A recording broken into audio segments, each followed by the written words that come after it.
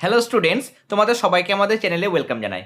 আজকে আমরা তোমাদের ক্লাস 9-এর যেটা ফার্স্ট চ্যাপ্টার পড়ছিলাম লাইফ সায়েন্সের জীবন ও তার বৈচিত্র্য, তার থেকে গুরুত্বপূর্ণ একটা পোর্শন সেটা হচ্ছে ট্যাক্সোনমি বা তার শ্রেণীবিন্যাস। সেগুলো আমরা দেখব। তার পাশাপাশি জীবের যেটা 5 রাজ্যের শ্রেণীবিন্যাস রয়েছে, মনেরা, প্রোটিস্টা, ফাঞ্জি, প্ল্যান্ট এবং অ্যানিমালিয়া। এই 5টি রাজ্যের শ্রেণীবিন্যাস এবং তাদের শনাক্তকারী বৈশিষ্ট্য উদাহরণ সহ কিন্তু আজকের ক্লাস আমরা দেখে নেব। তার পাশাপাশি তোমাদের ফার্স্ট সামেটিভের জন্য যে যে জায়গাগুলো তোমরা বেশি গুরুত্ব সহকারে দেখে যাবে, যে জায়গাগুলো থেকে তোমাদের ফার্স্ট টার্মে প্রশ্ন আসতে পারে বা প্রশ্ন বিভিন্ন স্কুলে এত বছর এসেছে, সেই জায়গাগুলো কিন্তু আমরা ক্লাস চলাকালীন ডিসকাস করব। তাহলে চলো আমরা প্রথমে শুরু করব আমাদের যে বিষয়টা, সেটা হচ্ছে ট্যাক্সোনমি। ট্যাক্সোনমি যদি আমরা শব্দটাকে ভাঙি, এটা ট্যাক্সোনমি যেটা, সেটা আসলে এসছে দুটো গ্রিক শব্দ থেকে। এসছে, এক হচ্ছে ট্যাক্সিস আর 2 নম্বর হচ্ছে নোমস। ট্যাক্সিস এবং নোমস এই দুটো গ্রিক শব্দ থেকে ট্যাক্সোনমি এই কথাটা কিন্তু এসেছে। এবারে যে দুটো শব্দ পেলাম, এক হচ্ছে ট্যাক্সিস এবং একটা হচ্ছে নোমস, এই দুটোর মানে কি? ট্যাক্সিস মানে হচ্ছে বিন্যাস, ওকে, বিন্যাস করা, তাকে নানা রকম ভাবে মানে আমরা বলতে পারি যে সাজানো, তাই না, বিন্যাস করা বা তাকে রিঅ্যারেঞ্জমেন্ট করা। এবং নোমস মানে কি? নোমস মানে হচ্ছে নিয়ম, তার নিয়ম বা মানে পদ্ধতি বা বিধি, কোনো কিছুর নিয়ম হতে পারে। তাহলে এখানে ট্যাক্সিস মানে হচ্ছে বিন্যাস, তাকে ক্লাসিফিকেশন মানে তাকে রিঅ্যারেঞ্জমেন্ট করা এবং সেটার নিয়মের কথা বলা হচ্ছে। মানে কোনো জীবগোষ্ঠীকে হতে পারে, বা আমরা নর্মালি জীবগোষ্ঠী যদি বাদও দিই, আমরা শুধু ট্যাক্সোনমির মানে যদি দেখতে চাই, তাহলে ট্যাক্সোনমির ক্ষেত্রে দুটো শব্দ যেহেতু পাচ্ছি, ট্যাক্সিস এবং নোমস। ট্যাক্সিস মানে হচ্ছে বিন্যাস করা, মানে তাকে রিঅ্যারেঞ্জমেন্ট করা, এবং কিভাবে রিঅ্যারেঞ্জমেন্ট করব তার নিয়মটাকে আমরা কি বলবো? নোমস। তাহলে বিন্যাসের নিয়ম, এক কথায় আমরা ট্যাক্সোনমিটাকে কি বলতে পারবো? বিন্যাসের নিয়ম বলতে পারবো। ওকে, তাহলে কোনো কিছুকে নিয়ম মেনে, নির্দিষ্ট নিয়ম রয়েছে বা বিধি রয়েছে, সেই বিধি অনুযায়ী যে সাজানো, সে সাজানোর পদ্ধতিটাকে আমরা বলবো ট্যাক্সোনমি। এবার উদ্ভিদ জগতের ক্ষেত্রে কি হয়?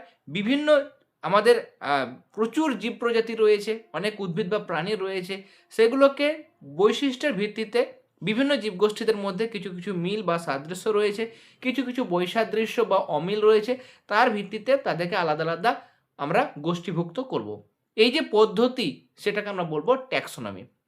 এবং দেখো, এখানে অগাস্টিন পি দ্য কন্ডল প্রশ্ন আসে, প্রথম কে ট্যাক্সোনমি শব্দটি প্রবর্তন করেছিলেন? তাহলে প্রবর্তক হচ্ছে অগাস্টিন পি দ্য কন্ডল। শুধু কন্ডল বললেও হয়, কিন্তু পুরো নামটা মনে রাখা খুব বেশি কঠিন নয়, তোমরা মনে রাখবে অগাস্টিন পি দ্য কন্ডল। তিনি প্রথম এই যে ট্যাক্সোনমি শব্দটা আমরা বলছি বারবার, সেই শব্দটা প্রবর্তন করেছিলেন। তাহলে ট্যাক্সোনমি তোমরা কি করব? জীবের মধ্যে মিল রয়েছে বা অমিল রয়েছে, তার ভিত্তিতে সায়েন্টিফিক ওয়েতে, বিজ্ঞানসম্মতভাবে আমরা জীবগুলোকে সাজাবো, উদ্ভিদ বা প্রাণীগুলোকে আমরা নির্দিষ্ট নিয়ম অনুসারে, তাদের মধ্যে কি কি বৈশিষ্ট্য রয়েছে, একই ধরনের বৈশিষ্ট্য রয়েছে, তাদেরকে আমরা একটা গোষ্ঠীর মধ্যে রাখবো। আলাদা আলাদা রয়েছে, তবুও একই পূর্বপুরুষ থেকে হয়তো উৎপত্তি হয়েছে, তাদের মধ্যে যে মিলগুলো রয়েছে সেরকমভাবে কিন্তু আমরা আলাদা আলাদা গ্রুপিং করব। ওকে, সেটা হচ্ছে ট্যাক্সোনমির কাজ। এবার আমাদের যদি প্রশ্ন আসে যে আচ্ছা, ট্যাক্সোনমি বলতে কি বোঝায়, ট্যাক্সোনমি কাকে বলে?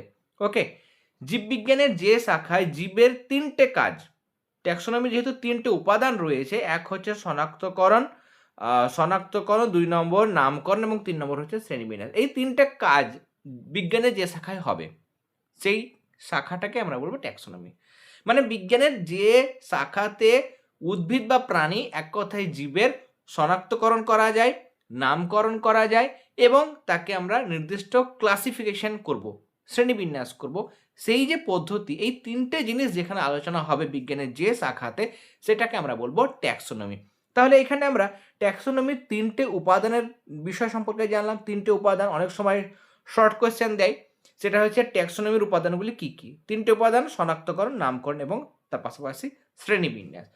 তোমরা যারা পেড গ্রুপে রয়েছো, তোমরা কিন্তু আলাদা, সম্পূর্ণ আলাদা নোটস পাবে, সেখানে কোশ্চেন অ্যান্সার থাকবে। এটা জাস্ট পড়ানোর জন্য, টেক্সচুয়াল বিষয় যেগুলো রয়েছে, ভালো ভালো টেক্সট বুকের মধ্যে যা যা বিষয়গুলো আছে, যেগুলো আমাদের পড়তে হবে, সেই জায়গাগুলো আমি নতুন করে সাজিয়ে তোমাদের টেক্সচুয়াল বিষয়গুলো কিন্তু এখানে আমি এক্সপ্লেন করে দিচ্ছি। এরপর যারা পেড গ্রুপে রয়েছে, তারা সম্পূর্ণ একদম ফার্স্ট সামেটিভের জন্য যেরকম তোমাদের প্রশ্ন 1 মার্কস, 2 মার্কস বা 5 মার্কসের চ্যাপ্টার ওয়াইজ, টপিক ওয়াইজ তোমাদের কিন্তু নোটসগুলো দেওয়া হবে। ওকে, দেখো, ফার্স্ট আমরা যেটা দেখবো সেটা হচ্ছে শনাক্তকরণ বা আইডেন্টিফিকেশন, আইডেন্টিফাই করা। আমরা বাইরে থেকে দেখে কোনো একটা প্রাণীকে কুকুর বলছি বা কোনো একটাকে গরু বলছি বা কোনোটাকে মানুষ বলছি, তাহলে নির্দিষ্ট কিছু বৈশিষ্ট্য রয়েছে। তাহলে বিশেষ বৈশিষ্ট্যের সাহায্যে কোনো একটা জীবকে আমরা চিনতে পারছি যে এটা পিঁপড়ে, এটা হাতি, এটা কুকুর, এটা মানুষ। উদ্ভিদের মধ্যে এটা আম গাছ, এটা কাঁঠাল, কেমন? বা এটা ফার্ন রয়েছে বা এটা ব্যাঙের ছাতা রয়েছে। প্রত্যেকটাকে চেনার বা শনাক্ত করার বা তার আইডেন্টিফাই করার জন্য কিছু বৈশিষ্ট্য রয়েছে। ওকে? তাহলে বিশেষ বৈশিষ্ট্যের ভিত্তিতে তার বেসিসে আমরা নির্দিষ্ট জীবকে কিন্তু চিনে নিতে পারছি। এই যে জিনিস সেটাকে আমরা কি বলবো? সেটাকে আমরা বলবো শনাক্তকরণ বা আইডেন্টিফিকেশন। এরপরে নেক্সট আসবো আমরা নোমেনক্লেচার। নোমেনক্লেচার মানে নামকরণ করা। নির্দিষ্ট নিয়ম মেনেই আমরা কিন্তু প্রত্যেকটা জীবকে আলাদা, আলাদা নাম দেব। সব কুকুর, ভেড়া, ছাগল, গরু, মোষ সবগুলোর কি একই নাম দেওয়া হয়েছে? একই নাম দেওয়া হয়নি। প্রত্যেকটা জীবের কিন্তু আলাদা, আলাদা নাম রয়েছে। তাহলে বৈশিষ্ট্য আমরা আগে দেখে নিলাম, শনাক্ত করলাম।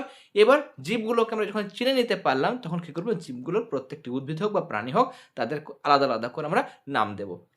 লাস্ট কাজ হচ্ছে কি? আমাদের উপাদান ট্যাক্সোনমি, সেটা হচ্ছে ক্লাসিফিকেশন বা শ্রেণীবিন্যাস। সাদৃশ্য এবং বৈসাদৃশ্যের ভিত্তিতে জীবগোষ্ঠীগুলোকে আমরা ধাপে, ধাপে সাজাবো। গোষ্ঠী বা ধাপে কিন্তু সাজানো হয়। ৭টা ধাপ আছে দেখবে।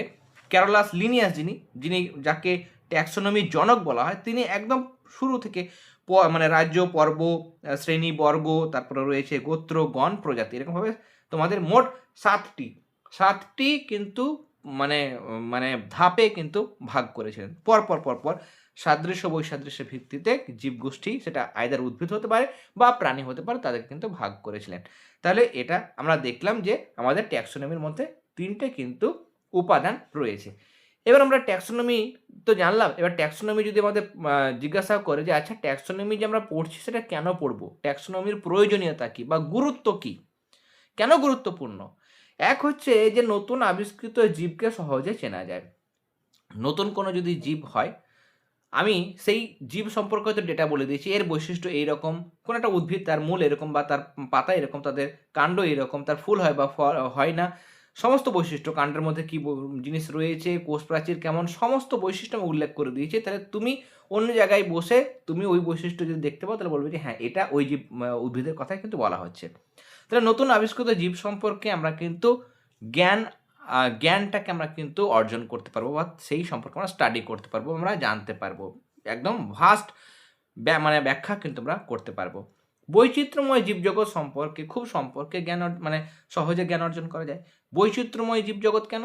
বিভিন্ন জায়গায় প্রচুর রকমের উদ্ভিদ রয়েছে, প্রচুর রকমের প্রাণী রয়েছে, তাদের সম্পর্কে কিন্তু আমরা এই ট্যাক্সোনমি স্টাডি করলেই আমরা জ্ঞান অর্জন করতে পারি বা তাদের সম্পর্কে ডিটেলসে কিন্তু আমরা সমস্ত বিষয়গুলো জানতে পারি। অর্থনৈতিক গুরুত্বপূর্ণ উদ্ভিদ বা প্রাণী সম্পর্কে আমরা ধারণা পাই। যেমন বিভিন্ন আমরা প্রথম থেকে পড়েছি উন্নত মানের কিছু ধান রয়েছে, IR8, IR20, পুসা, এরকমভাবে গমের মধ্যে অনেক ভাগ রয়েছে, ভুট্টা রয়েছে, পাট, এই সমস্ত অর্থকরী ফসল, এগুলোকে বিক্রি করে আমরা কিন্তু অর্থ পাই, মানে টাকা পাই।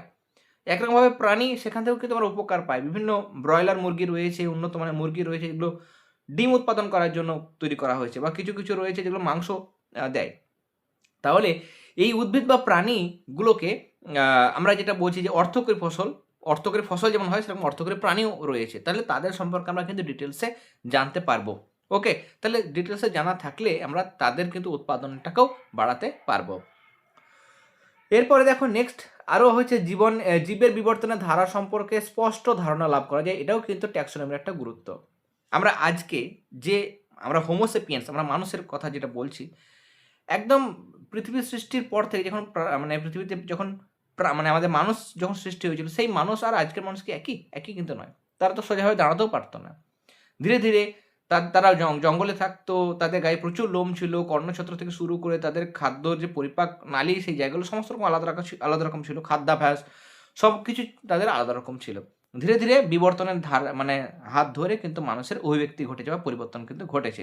বিভিন্ন পরিবেশে খাপ খাইতে খাওয়ানোর সঙ্গে সঙ্গে মানুষ কিন্তু আজকের আধুনিক মানুষে পরিণত হয়েছে। বিভিন্ন প্রাণী ওইরকমভাবে বিভিন্ন প্রতিকূল পরিবেশে বেঁচে থাকার জন্য বা টিকে থাকার জন্য কিন্তু সেই পরিবেশে মানিয়ে নেওয়ার জন্য উপযুক্ত তার শারীরিক কিন্তু পরিবর্তন ঘটিয়েছে, যেগুলোকে আমরা অভিযোজন বলি। তাহলে অভিযোজন বলো বা অভিব্যক্তি কীভাবে তৈরি হয়েছে, আমরা ফার্স্ট ক্লাসে দেখেছিলাম জীবন সৃষ্টির ধাপগুলো, কীভাবে ধাপে ধাপে পৃথিবীতে জীবের সৃষ্টি হলো, তাহলে সেই জীব সৃষ্টির ইতিহাস সম্পর্কে বা বিবর্তনের ধারা সম্পর্কে কিন্তু আমরা ট্যাক্সোনমি পড়েই জানতে পারি। তাহলে এটাও হচ্ছে একটা ট্যাক্সোনমির গুরুত্বপূর্ণ একটা মানে পয়েন্ট আমরা বলতে পারবো, তার একটা গুরুত্ব বা ইম্পর্টেন্স। এবার ট্যাক্সোনমিক হায়ারার্কি যেটার কথা বলবো আমরা, ট্যাক্সোনমিক হায়ারার্কি মানে কি? ট্যাক্সোনমিক হায়ারার্কি মানে ক্যারোলাস লিনিয়াস, একে ট্যাক্সোনমিক জনক বলা হয়, প্রশ্নটা আসে। এই ট্যাক্সোনমিক হায়ারার্কি মানে হচ্ছে যে নির্দিষ্ট একটা শ্রেণীবিন্যাস পদ্ধতি যেখানে আমাদের নিচের স্তর থেকে ধীরে ধীরে উঁচু স্তরে যাওয়া হয়। মানে নিচের স্তরে থাকবে প্রজাতি, অনেকগুলো প্রজাতি যাদের মধ্যে মিল রয়েছে, একই পূর্বপুরুষ থেকে মানে একই পূর্বপুরুষ থেকে তৈরি হয়েছে, সেই সমস্ত প্রজাতিগুলোকে একটা গণের মধ্যে রাখবো। এরকম অনেকগুলো গণ যাদের মধ্যে মিল রয়েছে, একই পূর্বপুরুষ থেকে তৈরি হয়েছে, তাদেরকে আমরা একটা গোত্রের মধ্যে বা একটা ফ্যামিলির মধ্যে রাখবো। এরকমভাবে ধাপে ধাপে সাজানো হয়েছে। এই যে ধাপে ধাপে সাজানো, এটাকেই বলা হয় কিন্তু ট্যাক্সোনমিক হায়ারার্কি। ওকে, ছোট ছোট নিচের যে স্তর সেগুলোকে উপরের বড় স্তরের অন্তর্ভুক্ত করা হয়েছে, সেটাই ট্যাক্সোনমিক হায়ারার্কি। এবং ক্যারোলাস লিনিয়াস যেহেতু এটা চালু করেছিলেন, তার জন্য তার নাম অনুসারে এটাকে লিনিয়ান হায়ারার্কি বলা হয়। এবং ট্যাক্সোনমির ক্ষেত্রে তিনি একটা বই প্রবর্তন করেছেন, সেটা হচ্ছে সিস্টেমা ন্যাচুরি। কেমন? সিস্টেমা ন্যাচুরি, এখানে কিন্তু তিনি এই লিনিয়ান হায়ারার্কিগুলো লিখে গেছিলেন। ওকে, এখানে আমাদের বৈশিষ্ট্য কি ট্যাক্সোনমিক মানে হায়ারার্কি বা লিনিয়ান হায়ারার্কির ক্ষেত্রে? এখানে নিচের দিকে আমাদের কি রয়েছে, মানে নিচের দিকে ছোট জীবগোষ্ঠী, ধীরে ধীরে বড় জীবগোষ্ঠী, মানে একদম ছোট হচ্ছে আমাদের সর্বনিম্ন স্তর, নিচে থাকে প্রজাতি, তারপরে উপরে থাকে গণ, তারপরে উপরে থাকে গোত্র, তার উপরে বর্গ, তার উপরে শ্রেণী, তার উপরে পর্ব বা বিভাগ, কেমন? এবং তার উপরে থাকে রাজ্য, ওকে, বা কিংডম। এরকমভাবে সাজানো থাকে। এবং মোট আমাদের লিনিয়ান হায়ারার্কিতে 7টা ধাপ রয়েছে। 1 2 3 4 5 6 7, 7টা ধাপ রয়েছে। এবং সর্ববৃহৎ আমরা দেখলাম যেটা, সেটা হচ্ছে একদম উপরে যেটা রয়েছে রাজ্যটা, আর সবচেয়ে নিচে যেটা রয়েছে সেটা হচ্ছে প্রজাতি। নিচ থেকে উপরে উঠলে মানে আরোহণ যদি করা হয়, তাহলে জীবেদের মধ্যে মিল কিন্তু কমতে থাকে, কিন্তু জীবের সংখ্যা বাড়তে থাকে। কারণ ধর আমি বলছি 10 মানে বিভিন্ন রকম প্রাণী রয়েছে, বিভিন্ন প্রাণী, ধরো সব গরু, ওকে, সব গরু হতে পারে বা সব ছাগল হতে পারে, ওকে, তাহলে আলাদা আলাদা প্রজাতি। এবার তাদের মধ্যে কিছু মিল রয়েছে বলে তাদেরকে একটা গণের মধ্যে আমরা রেখেছি, ওকে, একটা গণের মধ্যে রেখেছি। তাহলে আরও যখন উপরে যাব তখন তাদের মধ্যে কিছু মিল, আরও মিল কমে যাবে। যত আমরা প্রজাতি থেকে গণ থেকে আমাদের গোত্র, বর্গ, শ্রেণী, মিলটা কমে যাবে, কিন্তু তাদের মধ্যে জীবের সংখ্যা বাড়বে। কেন জীবের সংখ্যা বাড়বে? তার কারণ আমি এখানে এতক্ষণে একটাই প্রজাতি বলছিলাম, এবার অনেকগুলো 10টা প্রজাতি মিলে একটা গণ হলো, তাহলে জীবের সংখ্যা তো বাড়বে। এরকম একটা গণ ছিল, এবারে অনেক 10টা গণ বা 20টা গণ মিলে একটা গোত্র হলো, তাহলে গোত্রতে, গণের থেকে গোত্রতে জীবের সংখ্যা বেশি হবে। তাহলে যত উপরে যাবে জীবের সংখ্যা বাড়বে, কিন্তু মিলটা কমতে লাগবে। ধীরে ধীরে তাদের মধ্যে মিলটা কিন্তু কমবে। এবার আমরা হায়ারার্কি যেটা বিস্তারিত ব্যাখ্যা দেখব।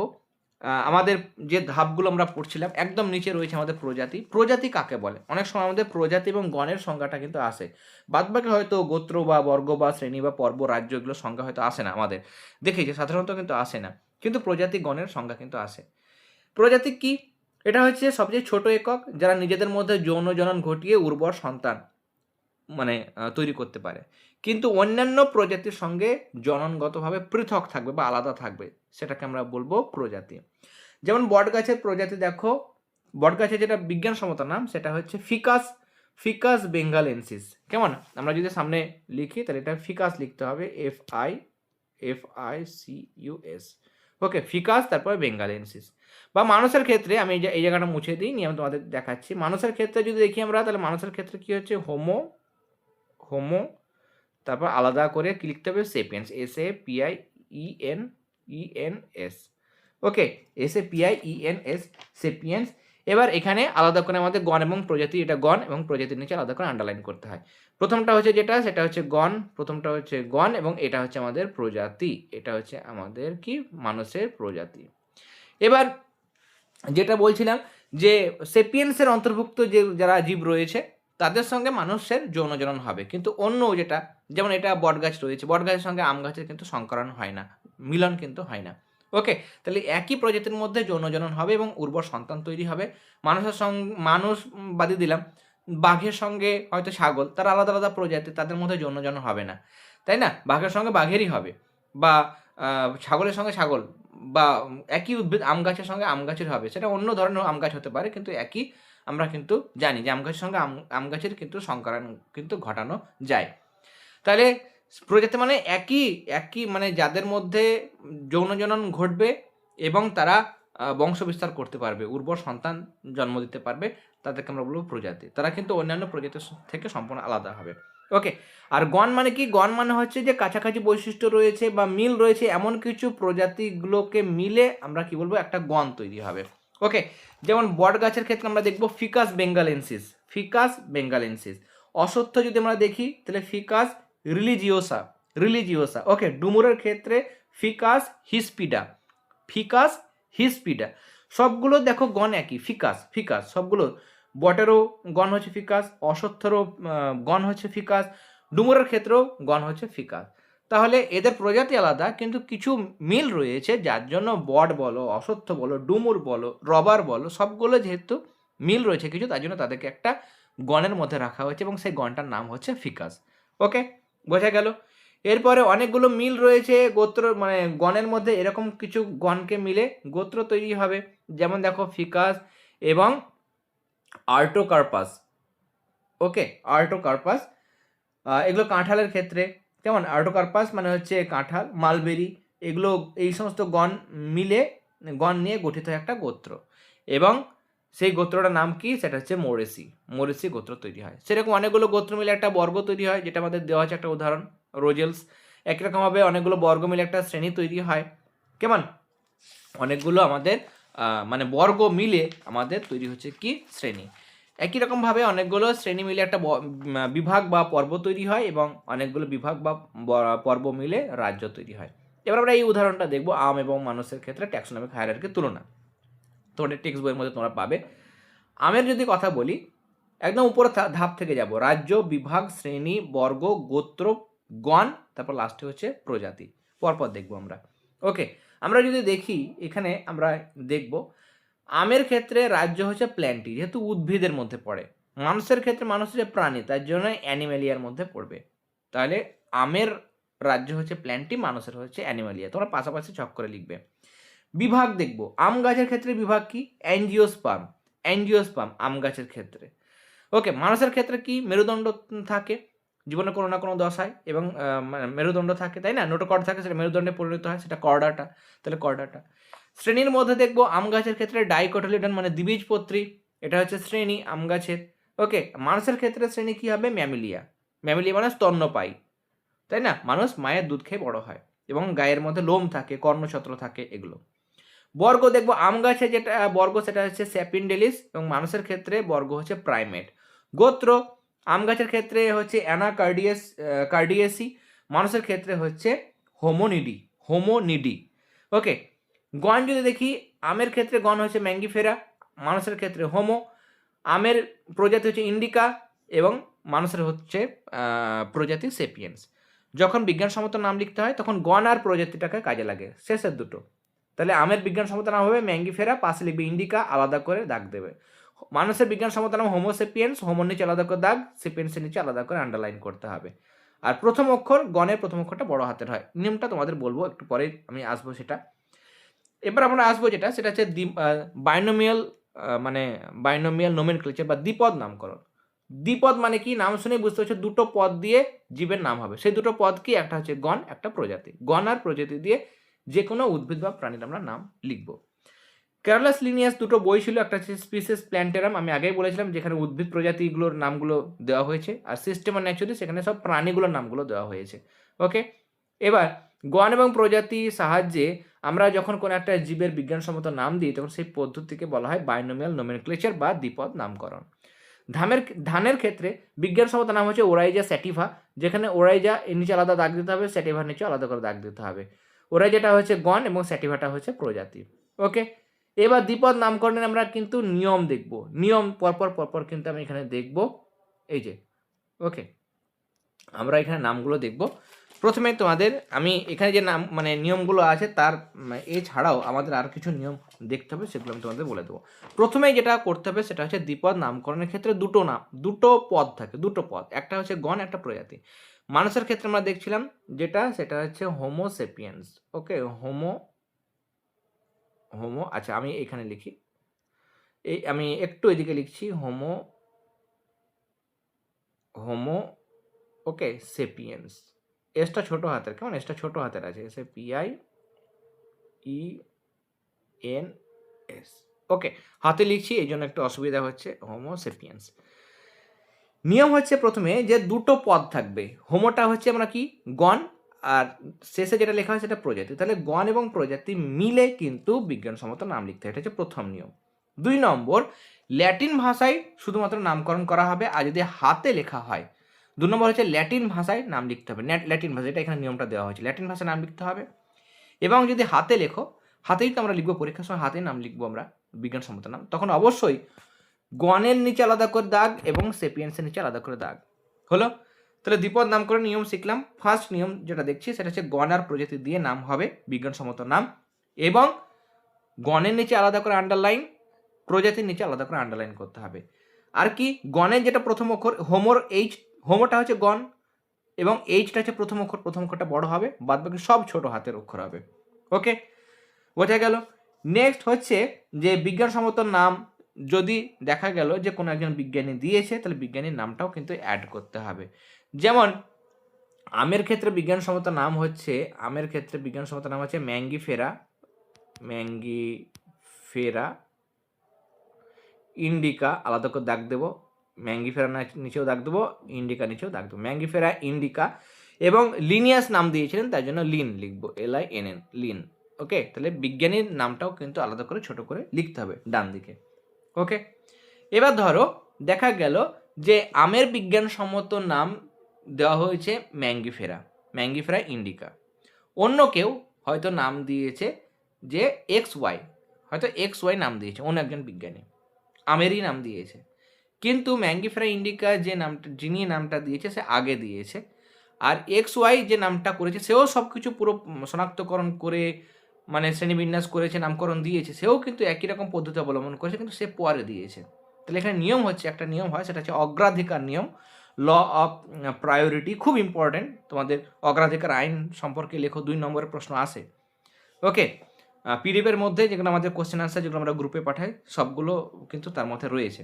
ওকে, সেটা নিয়ম হচ্ছে যেটা বলছিলাম যে যেটা আগে দেওয়া নাম সেটা কিন্তু গ্রহণযোগ্য হবে। তাহলে XY নামটা পরে দিয়েছে, আমের বিজ্ঞানসম্মত নাম লিখেছে XY।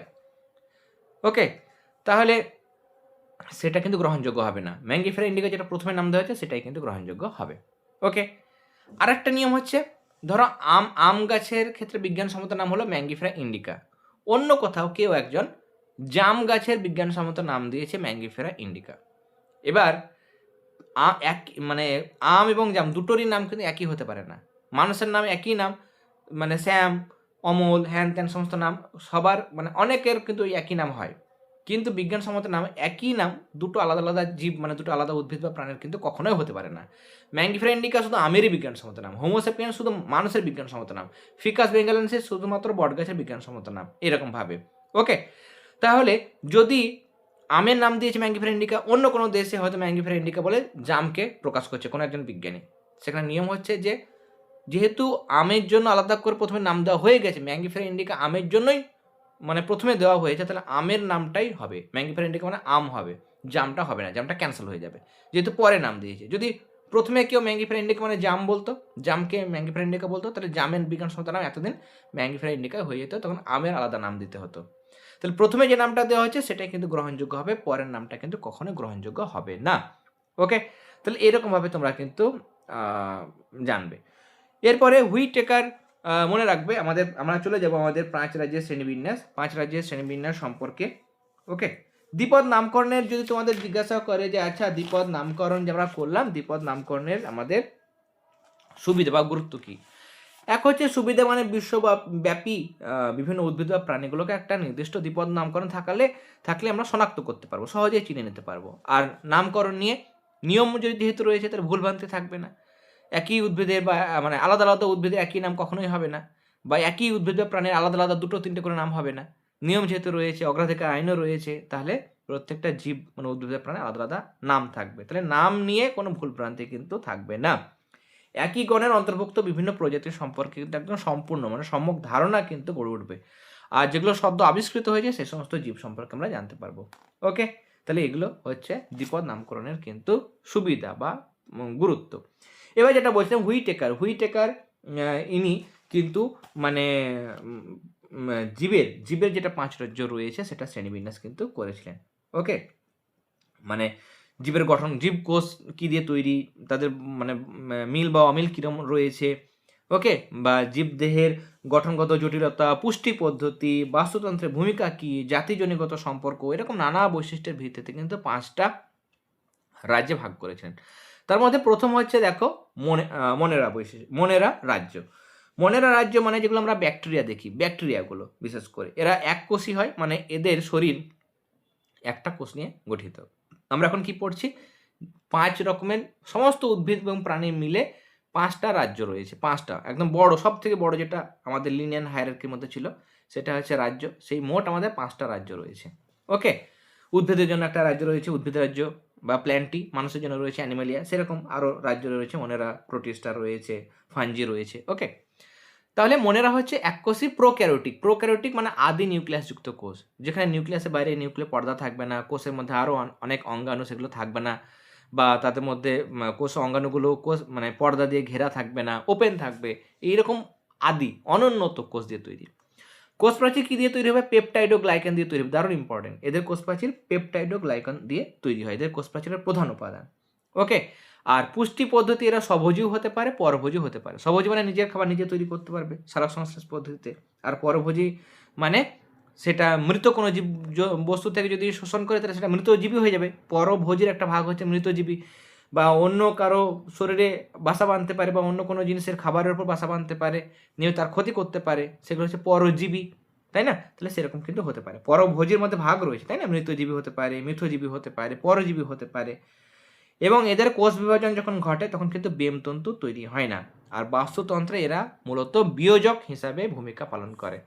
ওকে, ডিকম্পোজার হিসাবে কিন্তু ভূমিকা পালন করে, এবং উদাহরণ হচ্ছে ব্যাকটেরিয়া, নীলাভ, সবুজ শৈবাল, এগুলো। নেক্সট রাজ্য হচ্ছে আমাদের, সেটা হচ্ছে প্রোটিস্টার মধ্যে দেখো এরাও কিন্তু এককোষী, কিন্তু মনের আমরা পড়ছিলাম যে প্রোক্যারিওটিক, কিন্তু এরা হচ্ছে ইউক্যারিওটিক মানে উন্নত নিউক্লিয়াসযুক্ত কোষ, তাই না? তাহলে এরাও এককোষী কিন্তু মনেরার থেকে একটু উন্নত। মনেরা ছিল আদি নিউক্লিয়াসযুক্ত কোষ মানে অনুন্নত, আর এরা হচ্ছে ইউক্যারিওটিক মানে উন্নত নিউক্লিয়াসযুক্ত কোষ। এদের গমন অঙ্গ রয়েছে, ক্ষণপথ মানে সিউডোপোডিয়া, যেমন অ্যামিবার ক্ষেত্রে থাকে, ক্ষণপথের সাহায্যে এক জায়গা থেকে অন্য জায়গায় যেতে পারে। সিলিয়া, ফ্ল্যাজেলা, এগুলোর সাহায্যে কিন্তু এরা এক জায়গা থেকে অন্য জায়গায় যেতে পারে। প্রোটিস্টার বৈশিষ্ট্য এগুলো। ওকে, এরা স্বভোজী হতে পারে, পরভোজী হতে পারে, কেমন? এবং বাস্তুতন্ত্রে কিছু কিছু আছে যারা উৎপাদক হিসাবে কাজ করে, কিছু খাদক হিসাবে কাজ করে, কিছু কিছু রয়েছে যারা বিয়োজক হিসাবে কিন্তু ভূমিকা পালন করে। নেক্সট আমরা দেখবো সেটা হচ্ছে রাজ্য যেটা আমাদের, সেটা হচ্ছে ফাঙ্গি বা ছত্রাক। ওকে, ফাঞ্জি বা ছত্রাক আমরা বলছি। সেগুলোর ক্ষেত্রে আমরা দেখি ব্যাঙের ছাতা যেটা, মিউকর, ওকে, অ্যাগারিকাস, ইস্ট, সেগুলো কিন্তু ছত্রাক রাজ্যের মধ্যে পড়ে। এদের ব্যাঙের ছাতা কি হয়? সাদা হয়, ক্লোরোফিল থাকে না, তাহলে ক্লোরোফিলবিহীন। এরা বহুকোষী হয় এবং অনুসূত্রাকার, সূত্র মতো অংশ নিয়ে তৈরি। তোমরা ক্লাস 8-এ পড়ে এসেছো, যেগুলো কি বলা হয়? হাইফি বলা হয়, হাইফি। ওকে, আর কোষ প্রাচীর কি দিয়ে তৈরি? কাইটিন দিয়ে তৈরি। দারুণ ইম্পর্টেন্ট। ফাঞ্জি বা ছত্রাকের কোষ প্রাচীরের প্রধান উপাদান কি? উত্তর হবে কাইটিন। আর এরা যে খাবার জমা রাখে, সে খাবারটা, সঞ্চিত খাবার যেটা, ওকে, সেটা হচ্ছে গ্লাইকোজেন। এরাও স্বভোজী মানে হয় না, স্বভোজী হয় না। কেন? এদের তো ক্লোরোফিলই নেই, ক্লোরোফিলবিহীন, তারা খাবার তৈরি করতে পারবে না, তাহলে স্বভোজী হবে না। কি হবে? পরভোজী। পরভোজীর মধ্যে যদি ওই ব্যাঙের ছাতা মৃত পচা গলা থেকে জৈব বস্তু শোষণ করছে, নিয়ে পুষ্টি সম্পন্ন করছে, তারা হচ্ছে মৃতজীবী। কিছু কিছু অন্যর শরীরে বাসা বাঁধে, তারা হচ্ছে পরজীবী।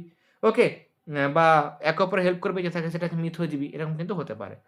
উদাহরণ হচ্ছে ইস্ট, পেনিসিলিয়াম, অ্যাগারিকাস।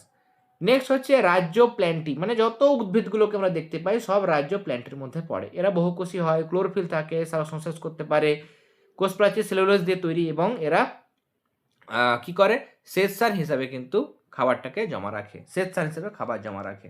ওকে, আর বাস্তুতন্ত্রের উৎপাদক হিসাবে কিন্তু ভূমিকা পালন করে, সমস্ত জীবের কিন্তু খাদ্যের যোগান দেয়, মানে এরা উৎপাদক হিসাবে কিন্তু ভূমিকা পালন করে। এরা অঙ্গজ বংশবিস্তার, মানে গাছের বিভিন্ন অংশ থেকে, পাতা থেকে বা কাণ্ড থেকে, ডালপালা থেকে নতুন গাছ হতে পারে, তাহলে অঙ্গজ বংশবিস্তার হতে পারে, অযৌন বংশবিস্তার হতে পারে, বা যৌন জননও কিন্তু হতে পারে। লাস্ট হচ্ছে আমাদের মানুষের ক্ষেত্রে রাজ্য অ্যানিমালিয়া। রাজ্য অ্যানিমেলিয়ার ক্ষেত্রে কী হয়? রাজ্য অ্যানিমেলিয়ার ক্ষেত্রে দেখো, মানুষ যদি আমরা বলি বা কুমির, বাঘ এই সমস্ত যেগুলো রয়েছে, এরা সব বহুকোষী। গমনে সক্ষম এক জায়গা থেকে অন্য জায়গায় যেতে পারে। কোষ প্রাচীর নেই। প্রাণীদের কারোর কোষ প্রাচীর নেই। সবথেকে বাইরে কোষ পর্দা থাকে। উদ্ভিদের কোষ পর্দা, কোষ প্রাচীর দুটোই থাকে। কিন্তু প্রাণীদের শুধুমাত্র কোষ পর্দা থাকে, কোষ প্রাচীর প্রাণীদের থাকে না। এরা পরভোজী। কোনো প্রাণীদের শরীরে কি ক্লোরোফিল থাকে? থাকে না। তাহলে এরা নিজের খাবার তৈরি করতে পারবে না। তাহলে স্বভোজী হবে না, পরভোজী হবে। এবং এরা হলোজৈবিক পুষ্টি পদ্ধতিতে কিন্তু খাদ্য সম্পন্ন করে। পুষ্টি পদ্ধতি হচ্ছে হলোজৈবিক, মানে কঠিন বা তরল খাদ্যবস্তু এরা কিন্তু খায়। দেহগুলো অঙ্গ, তন্ত্র এবং মানে কলা, অঙ্গ, তন্ত্র মানে কতগুলো কোষ মিলে কলা মিলে অঙ্গ, অঙ্গ মিলে তন্ত্র এরকমভাবে কিন্তু তৈরি হয়। ওকে? এবং বাস্তুতন্ত্রে এরা শুধু খাদক। খেতে জানে অন্যজনদের, খেতে জানে, তাই না? উৎপাদকদের খায় বা অন্যান্য প্রথম শ্রেণীর খাদকগুলোকে খায়। তাহলে এরা মূলত খাদক হিসাবে কিন্তু ভূমিকা পালন করে। তাহলে আমাদের ৫ টা রাজ্য হলো। পরের দিনের ক্লাসে আমরা উদ্ভিদ রাজ্য মানে প্ল্যান্টই তার আবার অনেকগুলো ভাগ রয়েছে, শ্রেণীবিন্যাস রয়েছে, সেগুলো আমরা আলোচনা করব। ওকে? আজকের ক্লাসটি ভালো লেগে থাকলে অবশ্যই ক্লাসটিতে লাইক দেবে। যারা প্রথমবার চ্যানেলে এসেছে অবশ্যই কিন্তু চ্যানেলটি সাবস্ক্রাইব করে নিও। আর যে ক্লাসগুলো হয়ে গেছে তোমরা ক্লাস 9 এর লাইফ সায়েন্সের প্লেলিস্টের লিঙ্ক এই ভিডিও ডেসক্রিপশন বক্সে পেয়ে যাবে। সেখান থেকে পুরোনো ক্লাসগুলো তোমরা অবশ্যই দেখে নিও। তাহলে তোমরা সবাই খুব ভালো থেকো। সবাইকে অল দ্য ভেরি বেস্ট।